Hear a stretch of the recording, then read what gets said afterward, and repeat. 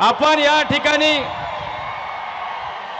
दुष्काळ असला तरी पाऊस घेऊन आला म्हणून परभणी लोकसभा मतदारसंघाच्या वतीने आपलं मी मनापासून या ठिकाणी स्वागत करतो। आणि हे शुभ लक्षण आहे की याच्या अगोदरच्या 2 निवडणुकीचा इतिहास आहे की जेव्हा जेव्हा पाऊस येतो मला बोलू दे ना। जमलेल्या माझ्या देशभक्त बांधवांनो, भगिनींनो आणि मातांनो, मी वादळात उभा राहणार आहे, तुम्ही राहणार आहात की नाही? मी संकटाशी झुंज देणार आहे, तुम्ही देणार आहात की नाही? अरे हा पाऊस आला तरी मी पावसात भिजणार आहे, तुम्ही भिजणार आहात की नाही? मग जागेवर बसून घ्या, मी नाही हटणार, मी उभा राहिलो लढायला। एवढं संकट किती यायचं तेवढं। अरे छत्रपती शिवाजी महाराजांच्या महाराष्ट्रामधले आम्ही मर्द मावळे आहोत। अरे त्या संकटाला आम्ही चिरडून टाकलं तर हे संकट कोणतं आहे?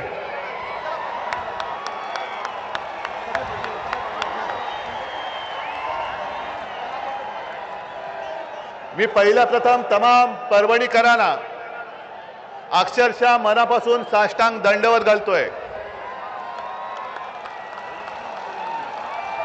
कारण परभणी हा, होय मी म्हणतो, माझ्या शिवसेनेचा बालेकिल्ला आहे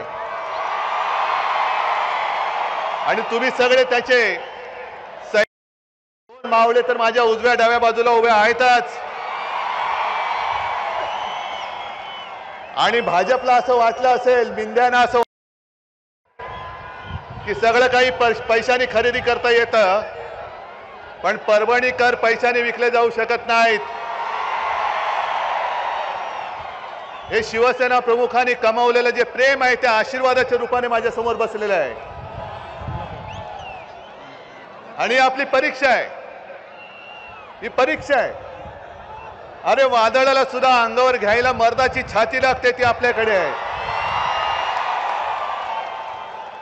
आणि आम्ही पाठीकडून वार करत नाही, आम्ही वादळाच्या सुद्धा छातीवरती वार करणारे शिवरायाचे मावळे आहोत। आणि तुम्हाला कल्पना आहे की 1-2 दिवसापूर्वी मी पत्रकार परिषद घेतली। कशासाठी घेतली होती?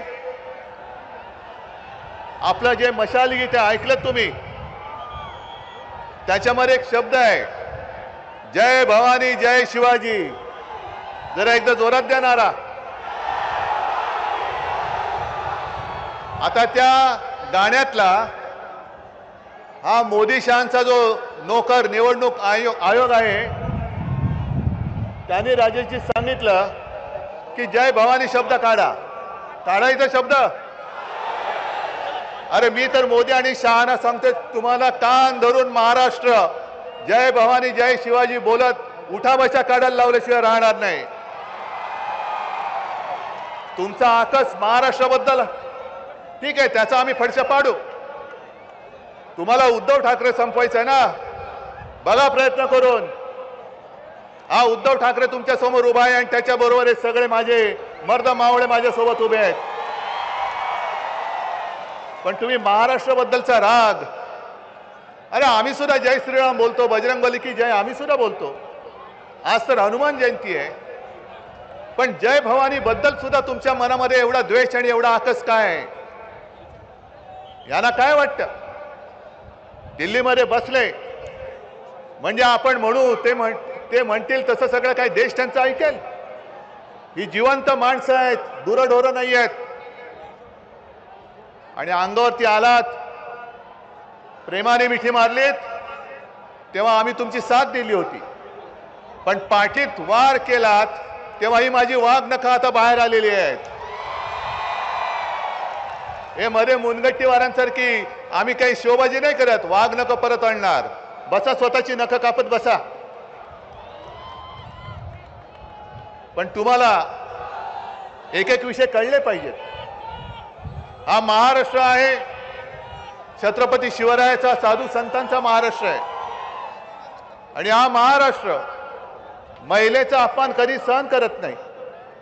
पण याच सरकारच्या मुनगट्टीवाराने त्यांना काय कोणत्या भाषेत बोलायचं मला कळत नाही, कारण विकृत बुद्धीचा माणूस आहे. बुद्धी भ्रष्ट मी म्हणत नाही, कारण बुद्धीच नाहीये, उघड बोलतोय.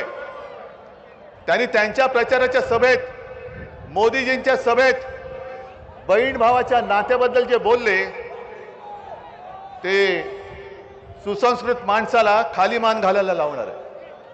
मोदीजी त्याच्याबद्दल काहीतरी बोला ना. तुमच्या अलीकडे पलीकडे जे बसलायत, ठीक आहे, तुम्हाला कोणतरी लिहून देतं आणि तुम्ही उद्धव ठाकरेची शिवसेना म्हणजे ही सगळी बसलेली शिवसेना ही नकली शिवसेना तुम्ही बोलतात.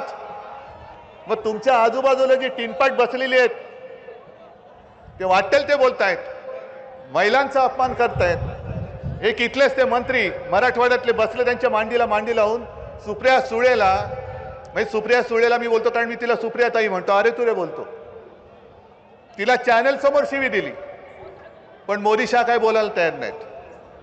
महिलांचा अपमान झाला तरी केला तरी चालेल, पण आम्हाला तुम्ही मतं द्या. या अशा असंस्कृत माणसांना महाराष्ट्रातलं एक सुद्धा मत मिळता कामा नये, अजिबात मिळता कामा नये. आज यांच्याकडे काही बोलायला मुद्दे राहिलेले नाहीयेत, वाटेल त्याच्यावरती बोलतायत, आपल्या घराणेशाहीबद्दल बोलतायत. अरे मी आहेच ना, मला माझ्या आई वडिलांचा अभिमान आहे.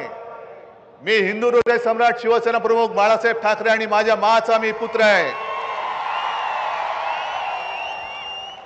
आज मोदींचं नाणं महाराष्ट्रामध्ये चालत नाही, मोदींचा चेहरा महाराष्ट्रामध्ये चालत नाही, म्हणून त्या गद्दारांना आपल्या हिंदू हृदय सम्राटांचा चेहरा दाखवून तुम्हाला फसवून मतं मागण्याचा ते केविलवाणा प्रयत्न करतायत. आमची घराणेशाही घराणेशाही घराणेशाही घराणेशाही पाहिजे की नको ही माझी जनता ठरवेल. पण मोदीजी, जेव्हा तुम्ही घराणेशाहीवरती बोलता तेव्हा आम्ही तुमच्या एकाधिकारशाहीवरती बोलतो आणि बोलणारच. कारण तुम्ही सगळेजण टीव्ही बघता ना रे, टीव्हीवरच्या मालिका बघता का? अरे काय मालिका बघता, मग कामं कधी करता? पण मालिकांमध्ये सुद्धा त्यांचे हल्ली सीझन असतात, नेटफ्लिक्स आणि हॉटस्टारवर काय असतं त्याच्यावरती, बरोबर ना, सीझन 1 सीझन 2. तसं संपूर्ण देशभरात या भाकड जनता पक्षाची नवीन मालिका सुरू झाली, त्याचा नवीन सीझन आलाय. कोणता? जुमला 3, बरोबर ना. 2014 साली पहिल्यांदा आला जुमला 1, 19ला आला जुमला 2 आणि पुन्हा 24ला येतोय जुमला 3.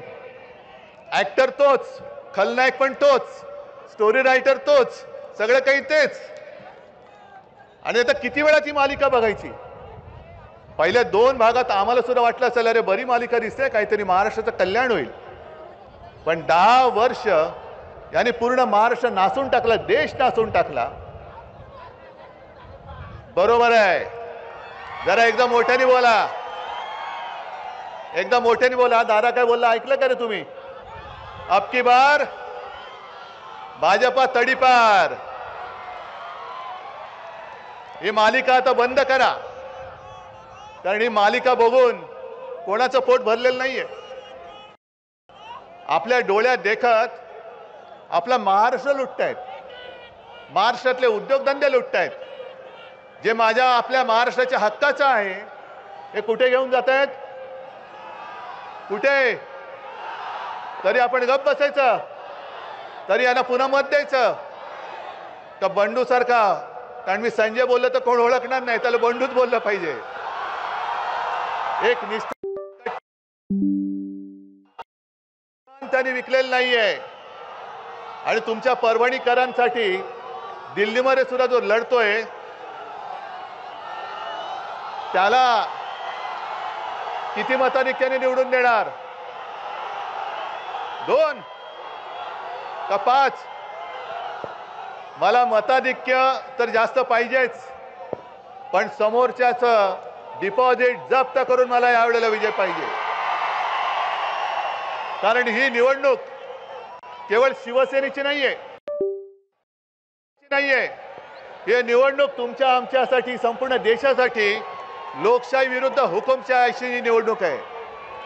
तुमचं मत तुम्ही कोणाला देणार? हुकुमशाहीला देणार की लोकशाहीला?